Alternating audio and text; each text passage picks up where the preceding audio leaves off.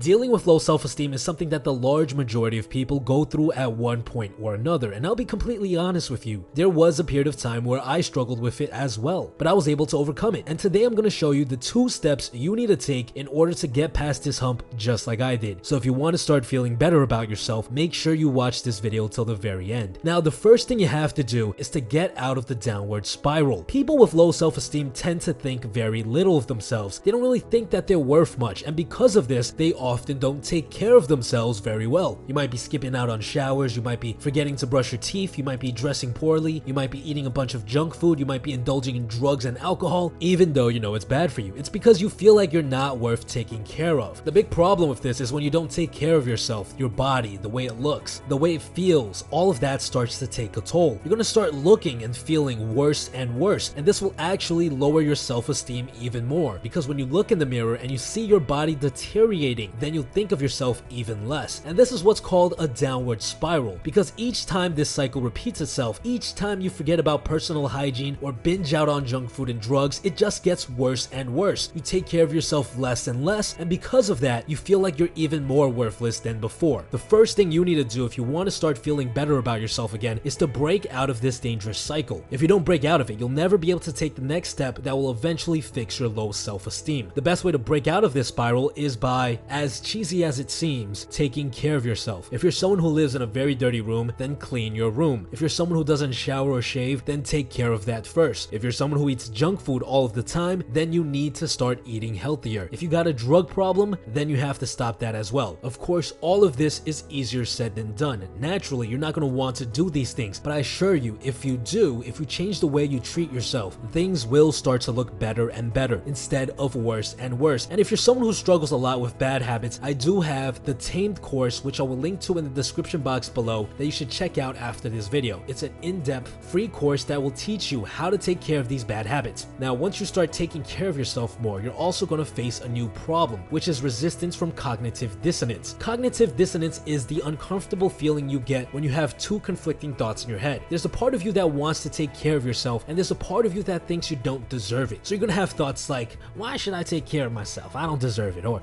there's no point in taking care of myself. I'm worthless. And I'm going to show you exactly what you need to do in order to combat this. But before I do that, I want to give a quick shout out to the guys who've made this episode possible. Brio and their Smart Clean toothbrush. Remember, if you want to fix your self-esteem, you have to start taking care of yourself, and this includes your dental hygiene. In fact, a study conducted in 2014 by Deakin University actually found that poor dental hygiene is directly related to poor mental health and depression. Smart Clean is a sonic toothbrush that is designed to make dental care easy and effective. I've been trying them out for a couple of weeks now. It's way easier to use than your average toothbrush, and this is because you don't have to worry about bad form. The toothbrush will do the work for you. All you have to do is gently move it across each tooth, and the toothbrush even comes with a built-in timer, so you know exactly how long you should be brushing for. Smart Clean was actually named as one of the best dental products by the Clinician's Report. So if you're someone who struggles to maintain good dental hygiene, then this is definitely the toothbrush to go for. Click on the link in the description box below and use promo code PILL for a special offer. Alright, so that brings us back to step number 2, to fixing your low self-esteem. Now, one of the reasons we have low self-esteem to begin with is due to the thoughts that constantly harass us in our head. You might be the type of person who constantly says to themselves, nobody loves me, nobody wants to be my friend, I'm worthless, etc. This type of self-talk is the reason why we feel so poorly about ourselves. These thoughts over time have convinced you that all of this is true, and that's because if you listen to the same line over and over again, you start to believe it. Now, in order to put a stop to all of this, in order to stop these negative thoughts, you need to start meditating. Now, I've spoken about meditation multiple times on the channel. It's without a doubt one of the most powerful habits you can add to your life, and I will include links in the description box below that will show you exactly how to meditate properly. But what does meditation have to do with increasing your self-esteem? Well, meditation does a whole bunch of stuff, but one of its most powerful benefits is the fact that it provides you multiple skills for handling your thoughts. The first thing it teaches you is how to recognize your thoughts. Oftentimes when we're saying negative things to ourselves, we don't even notice it. The thoughts just play in the background continuously, often dozens or even hundreds of times throughout the day. When you make meditation into a habit, one of the first things you'll start to notice are these thoughts. You'll have a negative thought and realize, hey, I'm having one of those thoughts right now. The second thing meditation will teach you to do is how to reframe these thoughts. Now that you're aware that you're having a negative thought, you can counter it. So if you made meditation into a habit and you come across a thought like, I'm worthless, then you can combat that and think to yourself, no, that's not true. I do bring something to the table. I'm very good at drawing or listening, and that brings joy to other people. This is just an example. Of course, you'll have to fit it to your unique situation. Here's a very important rule to keep in mind. The more times a thought is repeated, the more you will believe it to be true. So if you throw rebuttals at every single negative thought that comes your way, you will start to believe that they are false. This is very powerful because if you do this enough times, you'll start to convince yourself that you are not worthless. Now, it's very important to note that this will not happen fast. From my experience working with clients, it's actually going to take at least 3 months of meditation practice to rewire how you think about yourself. But every single time you notice a bad thought and you actively counter it, your self-esteem will increase by just a little bit. This brings us to the third and final powerful thing that meditation will allow you to do, which is to create your own thoughts. Like I just mentioned, the more times a thought is repeated in your head, the more you will believe it to be true. So it is possible, after making meditation into a habit, to pick and choose certain thoughts that you would like to believe. Take for example, you start repeating to yourself every morning the following line: I am a good person who can do good things for others. If you start saying this line to yourself every single morning, at first you might feel some resistance. You might notice thoughts like,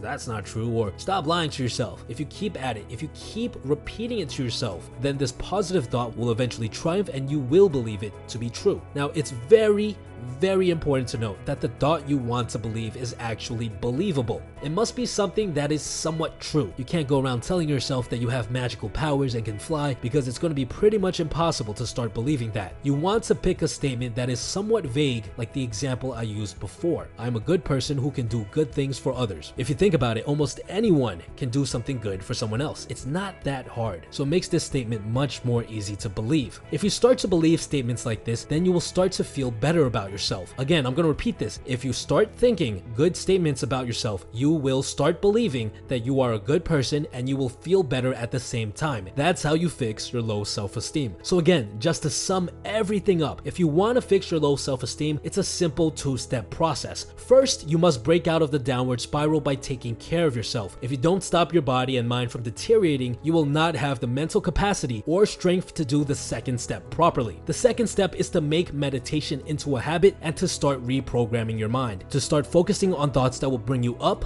instead of down. Of course, all of this is much easier said than done, but at least now you have a blueprint. Again, if you'd like to learn more about breaking out of the downward spiral and meditation, I do have the TAMED course, which is available on YouTube for free, as well as a couple of videos on meditation that I will all link to in the description box below. Besides that, guys, stay tuned.